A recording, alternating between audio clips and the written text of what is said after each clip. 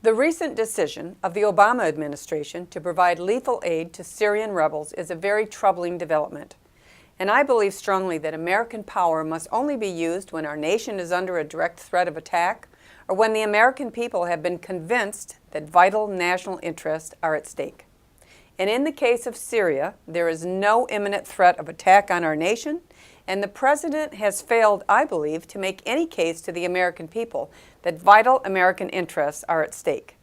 And I find it very troubling that the Obama administration has made a decision to really ramp up lethal aid to Syrian rebels, even though these rebels have not been thoroughly vetted, and concerns exist, certainly, that many have ties to terrorist groups like Al-Qaeda who are unfriendly to American interests.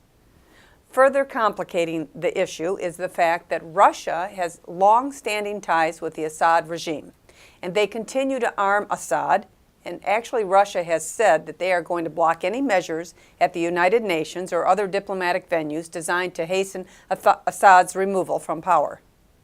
Getting involved in a largely sectarian conflict in the Middle East, which would serve as a proxy war really with Russia, is a threat to the peace and stability in the region and perhaps the world. And in my view, such an undertaking is ill-advised without clearly identified vital American interests at stake. Equally troubling is the fact that President Obama has remained largely silent on this issue while his administration ramps up support for the Syrian rebels. The Commander-in-Chief owes it to the American people, always, to speak to them directly about why increased United States involvement, in this case in the Syrian Civil War, is in America's vital national interests, and who it is exactly that we are supporting here. Vague references to humanitarian concerns will not win the broad support of the American people, and without such support, any endeavor will not succeed. I'm certainly no supporter of the Assad regime. Assad is a brutal dictator. He's an ally of Iran, and that's a state that sponsors terror. But there are many such regimes in the world, and it just can't be the responsibility of the United States to police such regimes unless vital American interests are threatened. I think caution is also advised due to the fact that it remains unclear if the alternative to the current regime would be friendly to American interests. What is clear is that elements of Al-Qaeda and other terrorist groups are involved with the Syrian opposition, and sending arms that could end up in the hands of Al-Qaeda would be a big mistake, I believe. I opposed American intervention in Libya for the exact same reasons that I oppose an escalation of American involvement in Syria. And today, we know now what resulted from our intervention in Libya. We intervened on humanitarian grounds to support unvetted rebels in Benghazi.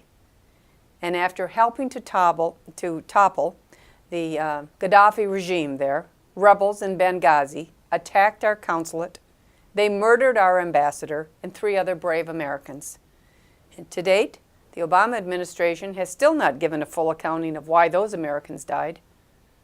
Over the last decade, America has had experience with conflict in that part of the world from which we have learned very costly lessons. And we have spent an enormous amount of American blood and American treasure in an attempt to protect American interests while also providing the opportunity for freedom to oppressed people, only to see those efforts devolve into sectarian conflict.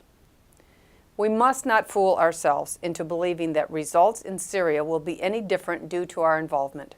The President himself must make the case as to why we should ramp up our support for the Syrian rebels and win the broad support of the American people. He needs to do that. The President himself must explain the vital national interests at stake. And the President must inform the people who it is we are supporting. And, until that time, I will oppose any escalation of American involvement in Syria.